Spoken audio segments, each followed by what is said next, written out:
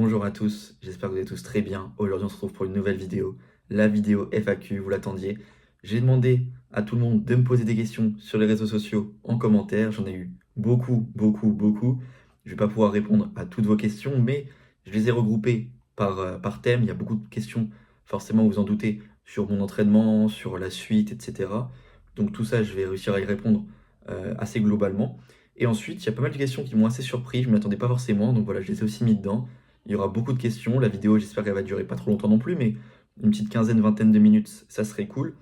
Et voilà, forcément, les questions les plus intéressantes vont être vers la fin de la vidéo, donc n'hésitez pas à bien rester jusqu'à la fin. Et donc, c'est parti. Première question. À quel âge as-tu commencé à jouer aux échecs et quelles sont les personnes qui t'ont inspiré? Une question que j'ai reçue en commentaire sur YouTube. Et donc pour te répondre, j'ai commencé les échecs à l'âge de 4 ans peut-être, 4 ans, 4 ans et demi. J'ai commencé un peu à déplacer les pièces et je suis rentré en club à l'âge de 6 ans, quasiment parce que je suis né fin octobre. Les saisons commencent début septembre, donc j'avais quasiment 6 ans, 5 ans et 11 mois quoi. Et j'ai commencé au club de Livry-Gargan pendant une année et demie et ensuite le club de Tremblay en France est venu me chercher avec Jacques Vernadet, qu'il repose en paix, une magnifique personne qui était venue me chercher à Livry-Gargan pour venir jouer avec Tremblay et faire monter l'équipe en top jeune. Et donc, quels sont les joueurs qui m'ont inspiré, que ce soit entraîneur ou joueur? Je pense que l'entraîneur qui m'a le plus marqué, je pense que c'est Mahfoud Boudiba. C'était un maître international. Il est décédé en 2017. Mais c'est vraiment, je pense, lui qui m'a fait le plus aimer les échecs. Quand il était dans une pièce, tu parlais pas en même temps. Vraiment, il avait un vrai aura. Quand il t'expliquait quelque chose, il était là, il était parti. Tu avais envie de faire les choses bien. J'avais peut-être 9 10 ans quand j'étais avec lui. C'est surtout avec lui, on est monté en top jeune avec l'équipe jeune. J'ai fait une ou deux années avec lui en top jeune. C'était vraiment des magnifiques années. Et sinon, en tant que joueur, peut-être actuellement dans les forts joueurs qui sont actuellement en France, celui qui se rapproche le plus de mon style de jeu, je pense que c'est Marc-Andrea. Marc-Andrea, on a beaucoup d'ouvertures en commun. Plus trop maintenant forcément, mais pour passer grand maître, les ouvertures qu'elle utilisait, c'est pas mal mon répertoire actuel. Donc ouais, je pense celui qui se rapproche le plus de mon style de jeu et de ce que j'aime faire en partie, c'est sûrement Marc-Andrea. Prochaine question, donc combien de temps tu alloues à ton entraînement et as-tu des conseils pour progresser sur les finales qui sont ma faiblesse? J'ai aussi une autre question. C'est quoi ta routine échec? Genre là, cette année, qu'est-ce qui t'a fait step up de 2000 à 2300 feed? Comment tu bosses les échecs? Autre question, as-tu une routine d'entraînement? Bon, pas mal de questions qui se ressemblent. Est-ce que tu as des conseils pour passer maître feed? Est-ce que tu fais plus de tactique, d'entraînement, de finale ou autre? As-tu travaillé spécifiquement les finales ces derniers temps? Tu n'en perds plus une, bravo. Comment tu t'entraînes au quotidien? Voilà, les mêmes questions qui reviennent. Comment tu t'organises tes journées avec la fac? Mais du coup, pour vous parler un peu de mon entraînement, du coup, bon, je suis à la fac, je suis en licence d'éco-gestion. Donc bon, à la fac, donc j'ai quand même pas mal de temps pour moi. Actuellement, depuis septembre, j'ai 3 heures, depuis début octobre, j'ai 3 heures de cours par semaine avec un grand maître. Je sais pas si je peux dire le nom, mais un grand maître. Et sinon, bah, je m'entraîne un peu tout seul forcément quand je peux. Mais sinon, avant de passer FM, parce que là du coup c'est tout récent, hein, c'est pas grâce à ça forcément que je passais FM, mais du coup depuis 2020, j'avais aucun cours d'échecs. Depuis le Covid, j'avais aucun entraînement particulier, rien que... Enfin, j'étais tout seul quoi. Et j'ai eu 6 mois avec Beachess, mais bon, c'est pas forcément ça qui a beaucoup servi. Donc voilà, c'est surtout j'ai travaillé tout seul. Je pense que je faisais beaucoup de blitz, je analysais mes parties. Les ouvertures, je travaillais vraiment beaucoup les ouvertures. Mais tout ce qui est tactique, je faisais jamais de problème. Stratégie, bah, tout seul, c'est compliqué. Et pareil, finale, c'est exceptionnel parce que là, en ce moment, je gagne tout sur les finales. Je joue extrêmement bien en finale, mais j'ai jamais travaillé ça. Que ce soit tout seul ou là avec mon entraîneur depuis 2 mois, on n'a pas commencé à regarder des finales. Donc, la dernière fois que j'ai travaillé une finale, c'était peut-être quand j'étais 1700 feed avec mon ancien entraîneur, Gabriel Flaume. Donc, enfin, j'ai jamais vraiment travaillé les finales, donc je pense que après ça vient avec le temps, l'expérience, etc. Mais ouais, en ce moment ça me réussit, tant mieux, peut-être que ça va tourner, mais ouais, j'ai jamais vraiment travaillé ça spécialement, mais bon, ça se passe bien. Et du coup, sinon, il y avait une autre question. Comment tu organises tes journées d'échecs avec la fac? Du coup, ouais, comme je l'ai dit, la fac ça me prend pas beaucoup de temps. J'ai le temps de donner des cours d'échecs à pas mal d'élèves, j'ai le temps de prendre des cours YouTube. Après tout ça se réunit, ça me fait un gros emploi du temps, mais j'arrive à tenir tout ça. Du coup, voilà, ok. Prochaine question. Que va modifier ce titre dans ton jeu et ta préparation? Quelles sont tes nouvelles ambitions? Ensuite, il y a la question, c'est quoi tes projets à court, moyen, long terme? Road to Emi pour interrogation. Un autre road à venir. Grand Maître Sky Blue, ça sonne bien. C'est l'objectif ultime. Ok. Donc, c'est le moment de vous annoncer officiellement que forcément, bon, tout le monde s'en doutait, je vais pas m'arrêter là. Je lance donc mon road to Emi à partir de maintenant. On est le 1er décembre 2024 quand sort cette vidéo, et le 1er décembre sera donc le début de mon road to Emi. Je vais pas lancer direct un road to GM, étape par étape, on va pas se brûler les ailes. Je pense qu'on est maître feed à 23 ou légèrement en dessous. Lancer un road to GM, c'est un peu trop ambitieux. Donc forcément, on va faire étape par étape. Donc road to Emi qui arrive.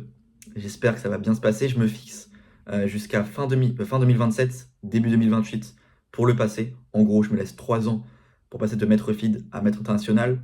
Pour passer à maître international, il faut 2400 elo feed et 3 normes de maître. Je ferai une vidéo pour expliquer un peu les différences entre chaque titre, etc.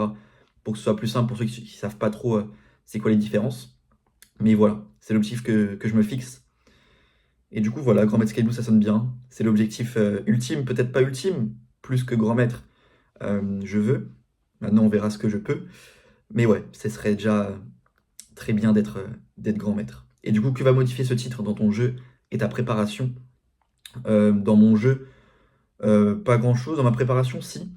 Je vais vous annoncer autre chose encore. J'ai décidé pour ce Road to Emi de ne plus jouer mes ouvertures. Ça va peut-être en choquer plus d'un. Mais voilà, j'ai décidé, vous verrez à chaque partie des nouvelles ouvertures, un peu de tout et n'importe quoi. J'ai envie de progresser dans le jeu. Après, je pense pas que je passais FM, surtout grâce aux ouvertures. Je pense que c'est un peu de tout. Mais en même temps, jouer plein d'ouvertures différentes, ça va me permettre de pouvoir jouer des positions différentes, de progresser dans d'autres parties du jeu. Donc voilà, peut-être qu'à court terme, ça me fera perdre des points Elo. Mais je pense qu'à long terme, ça sera bénéfique pour ma progression. Du coup, voilà, plus de théorie. Ou en tout cas, si ça va encore arriver, forcément. Je vais toujours jouer de temps en temps mes ouvertures. Mais je veux dire, globalement, et je vais essayer de varier le plus possible. Et d'ailleurs, la prochaine analyse qui sortira sur YouTube, c'est une partie que j'ai déjà joué en Belgique. Et j'ai joué cavalier F3, puis B4. Donc vous verrez ça rapidement sur YouTube. Prochaine question. Quels sont tes livres d'entraînement, de stratégie et de tactique? Alors, j'ai jamais travaillé avec des livres. J'arrivais pas à lire des livres, même quand j'en gagnais gratuitement à des tournois d'échecs. Je me motivais pendant une semaine à regarder les 5-6 premières pages. Et ensuite, j'arrivais pas à continuer. Donc ce que je peux te conseiller, après ça va dépendre de ton niveau. Mais c'est vrai que je sais qu'à mon niveau, on me conseille les livres de Haggard pour passer grand maître, maître international grand maître, les livres de stratégie d'Haggard. Pour les livres tactiques, franchement, t'as ceux de Blitzstream qui sont bien, tu peux aller regarder ça, il en a fait 2 ou 3. Après, je me demande pas pour les finales, mais pour les finales, il y a celui de Casablanca, il y en a pas mal qui sont intéressants. D'ailleurs, n'hésitez pas à rejoindre mon serveur Discord, je vous mets dans la description. Il y a vraiment un espace PDF pour s'améliorer. Et vous avez des centaines de PDF, de livres gratuits, que ce soit tactique, stratégie ou finale, pour vous améliorer si vous arrivez à lire, vous motivez à lire. Moi, j'y arrive pas. Mais pour ceux que ça intéresse, vous avez tout ça gratuitement sur mon serveur. Donc n'hésitez pas, quand vous arrivez sur le serveur, si vous n'y arrivez pas, à trouver l'endroit, vous posez la question, quelqu'un vous répondra. Il y a plus de 1500 personnes, il y aura toujours quelqu'un pour vous aider. Prochaine question. C'est quoi l'histoire avec Saya? Développe, argumente de tes connaissances. Ouais, forcément une question d'Alex. Fallait que ça tombe. Mais pour répondre à cette question que j'ai vue m'a été posée pas mal dans les commentaires et sur les réseaux sociaux, j'y ai pas trop répondu non plus. L'histoire avec Saya, comment dire ça? On va dire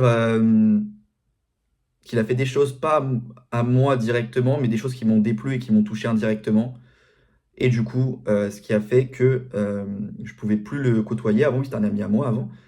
Et je pouvais plus forcément le côtoyer. Et bah, il a un peu mal pris, etc. Donc c'est un peu... Voilà, c'est un peu le truc. Et au final, après, bon, il y a eu des réactions un peu bizarres. Ok, bon. C'est la vie, de toute façon. Moi, je m'embrouille rarement avec les gens.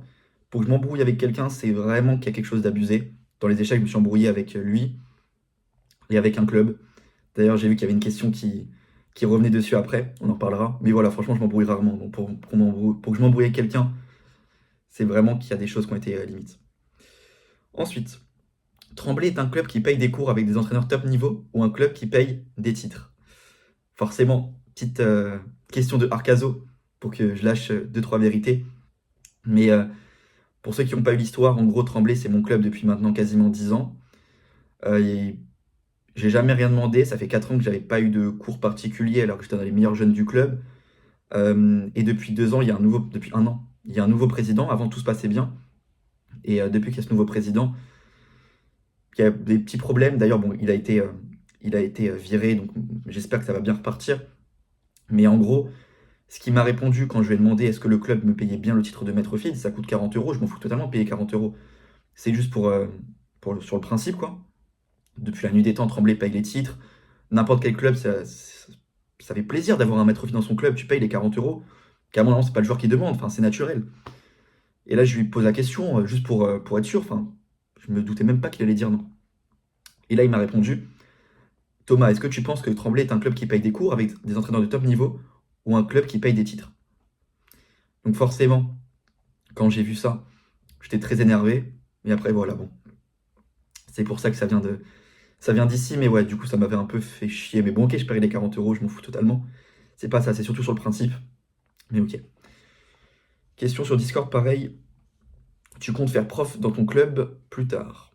Alors, je pense pas que je vais créer un club en ligne tout de suite, en tout cas. C'est pas l'objectif. Je pense que quand tu crées un club en ligne, c'est pour vraiment t'investir beaucoup, comme le font Julien, Baki, euh, Joachim. Et je pense que c'est compliqué de réussir à garder un objectif personnel en même temps de devoir gérer tout un club. Donc voilà, Julien, il se fixe pas forcément d'objectif aux échecs. Bon, il y a Joachim, mais ok. Et Baki, ok. Il continue à garder un très bon niveau, mais il essaie de se consacrer beaucoup à l'entraînement. Donc c'est pour ça qu'ils se permettent de créer des clubs. Mais moi, pour l'instant, je pense pas que ce soit une priorité. J'ai déjà quasi une dizaine d'élèves, donc je donne mes petits cours de mon côté. D'ailleurs, pour ceux qui sont intéressés, n'hésitez pas à m'envoyer un petit message si vous voulez des petits cours. Mais voilà, pour créer un club, il faut beaucoup de temps, etc. Et pour l'instant, je ne l'ai pas forcément. Donc peut-être un jour, mais pas tout de suite. Un avis sur Marseille Échec. Voilà, donc là, ça venait de là, le club avec la petite embrouille. Mais en soi, ok, ça date de 2 ans. Je m'en fous totalement. Je joue beaucoup de joueurs de Marseille Échec. J'ai des amis à Marseille Échec. Tout se passe bien. Il y avait eu un peu une petite embrouille pour rien. Mais ok, aucun problème avec Marseille Échec. Tout va bien. Tu veux vivre des échecs ou tu as un autre projet professionnel? Alors, comme je vous l'ai dit tout à l'heure, je continue mes études, hein. Je suis en fac d'éco-gestion. L'idée, c'est de faire un petit master finance, peut-être, on verra. Mais, euh, mais bien sûr, si je peux vivre des échecs, c'est le goal ultime. Honnêtement, à l'heure actuelle, je pense que si je continue à monter tranquillement, par rapport aux cours que je donne, les vidéos YouTube, etc., je pense pouvoir vivre plutôt bien des échecs. Mais bien sûr, il faut une sécurité. C'est pour ça que je continue les études et des études correctes pour avoir une petite sécurité. Mais oui, bien sûr, l'objectif, c'est de réussir à vivre des échecs, ce serait incroyable. Comment ça se fait que tu ne prennes pas de prépa de malade vu que tout le monde sait ce que tu joues? Alors là, je suis pas d'accord avec toi. On voit notamment à la ronde numéro 6, le tournoi que je viens de faire à Lyon. Je me suis préparé une grosse prépa. Mais j'ai l'impression que les joueurs se préparent beaucoup contre moi. Mais c'est surtout comme je connais bien mon répertoire. Ça se voit pas forcément dans les vidéos parce que du coup, j'arrive à sortir de leur prépa plutôt facilement. Mais, euh, mais s'il y en a quand même pas mal des prépas, hein. Le tournoi du Cap d'Agde de l'année dernière, il y a un an, Rudolf, il me bat en 15 coups. Euh, mais voilà, depuis, j'essaie vraiment de travailler à fond mon répertoire. Donc même quand il y a des grosses prépas, j'arrive à m'en sortir. Mais voilà, maintenant avec l'Euro de Toemi, je décide de plus trop jouer mon répertoire, donc il y aura de moins en moins de prépa contre moi. Tu passes maître fil même si tu es redescendu en dessous des 23. Alors, si je redescends en dessous des 23 le même mois, avant de passer 2300, pour passer maître fil, il faut juste être 2300 en virtuel. Donc même si je passe 23 virtuellement et je redescends à 2100, je suis quand même 2300 virtuellement, donc je suis maître fil. Donc ça, tout va bien. Bon, j'ai allumé la lumière parce qu'il commence à être un peu tard. Du coup, prochaine question, quelle est la partie la plus flashy du road, la plus brillante? Ton top 5 de tes meilleures parties du Road to FM et quelle est ta plus belle partie? Donc 3 questions différentes. Je vais vous parler de 5 parties forcément les plus belles, etc. Mais 5 parties qui m'ont vraiment marqué dans ce Road to FM. Tout d'abord, ma plus belle perf contre donc Kevin Terrieux, la plus belle perf du Road to FM, donc un mètre international à 2450 quand je l'avais joué. Une partie quasi parfaite avec les Blancs, c'était ma plus belle perf, c'était au tournoi de Rochefort cette année. Donc ça m'a pas mal marqué. Ensuite, la partie qui m'a fait le plus mal, celle contre Rudolf Grigorian au tournoi donc, du Cap d'Agde de l'année dernière, il y a un peu plus d'un an. C'était un moment où je stagnais un peu depuis un peu plus d'un an, un an et demi. On était à la 8e ronde du tournoi, je faisais un tournoi pas foufou, fallait que je me reprenne, et j'ai perdu en 15 coups. J'étais totalement abattu. Carrément, je passais en négatif, je perdais des points sur le tournoi, donc c'était horrible. Et ouais, c'est une des rares fois où j'ai pleuré pour les échecs, donc ouais, c'était un des pires moments du Road to FM. Forcément aussi, je vais parler de la partie contre Matteo B, la partie au championnat de France où je perds en 1 h 30. Je me fais enfermer une dame au bout de 20 coups contre un ami à moi, forcément. C'était un moment important du Road to FM qui a fait très très mal aussi. Et sinon, il y a à peine un mois, au tournoi du Cap d'Agde, la partie contre Jean-Loup Lapasset, 2000 feed, j'avais les noirs sur la Cobra quand je sacrifie la pièce. C'était une très belle partie. Et enfin, peut-être la partie contre Robin Midi au tournoi de Vincennes. C'était vraiment le premier tournoi où je pouvais gagner un tournoi d'échecs. J'en avais jamais gagné en partie longue avant, et donc c'est la partie qui m'a permis de gagner le tournoi de Vincennes. C'était une partie qui est un peu partie dans tous les sens. Il y avait tous les secteurs du jeu qui ont été touchés. Un gros high note, donc vraiment une partie qui m'a particulièrement marqué. Donc ouais, pour les parties importantes, je citerai ces 5-là. Ensuite, question, quel est le plus gros drama du Road to FM jusqu'ici? Genre le daron à la canne russe. Le plus gros drama du Road to FM, il y a eu quoi comme drama? En vrai, moi je retiens pas les mauvais moments. Il y a eu quoi comme drama? Bah, du coup, tu me rappelles celui-là. Mais comme plus gros drama, bah, si tu me rappelles celui-là, je vais te dire celui-là parce que moi, j'en ai pas forcément en tête. C'est vrai que ouais, bon, il m'avait suivi aux toilettes en pleine partie. Il m'avait demandé de sortir de vider mes poches pour me demander si pour vérifier si j'avais un téléphone. Au bout de 5 coups, quand je jouais contre son fils, qui vient d'ailleurs finir troisième au championnat du monde, moins de 12 ans. Comportement très très limite, mais bon, ok. Je m'en fous, c'est pas très important. Ok, prochaine question. Comment tu as vécu tes 2 années de stagnation? Est-ce que Fontainebleau t'a démotivé alors que tu étais en train de réellement monter? Et autre question, entre juillet catastrophique et septembre qui démarre sur les chapeaux de roue, qu'est-ce qui a changé? Alors du coup, pour répondre par rapport à Fontainebleau, ouais, c'est vrai que c'était cet été. Je voulais passer maître feed dès cet été. Et on arrive au tournoi de Fontainebleau, je suis 2150 en virtuel. Il me reste 2 tournois de 9 rondes à jouer. Je suis en coef 40, je me dis faire 2 fois 75, c'est faisable. Et tournoi Fontainebleau, tournoi fermé. Je fais 3 sur 9. J'ai une perf à peine 2000. Je perds une cinquantaine d'élos. C'est plus même. Ouais, c'est ça. Ouais, 70 élos. C'est catastrophique. Et ouais, après ce tournoi de Fontainebleau, j'étais totalement démoralisé. C'est après ce tournoi-là que j'avais décidé de faire une pause pour YouTube. J'ai hésité à arrêter le Road to FM. C'est pas après le tournoi de Chambéry, hein. J'avais déjà pris la décision après le tournoi de Fontainebleau, qui d'ailleurs n'est jamais sorti sur YouTube parce que c'était trop dur de faire les analyses, je pouvais pas. C'est les seules parties que j'ai pas mis sur YouTube. Sinon, toutes les parties que j'ai faites en partie longue sont sur YouTube depuis 2022. C'était vraiment trop dur de faire ce tournoi-là. Pour que j'arrive à passer à autre chose, faut que je sorte ces parties-là de ma tête. Mais ouais, c'était vraiment horrible, totalement horrible. Je pouvais pas, ouais, c'était trop dur. J'avais envie de tout arrêter. C'était affreux. Donc ouais, grosse démotivation après ce tournoi de Fontainebleau parce qu'encore les 2 années de stagnation, je venais de faire 1700 à 2000 feeds en l'espace de 6 mois. Donc encore stagner pendant 2 ans, c'est pas très grave.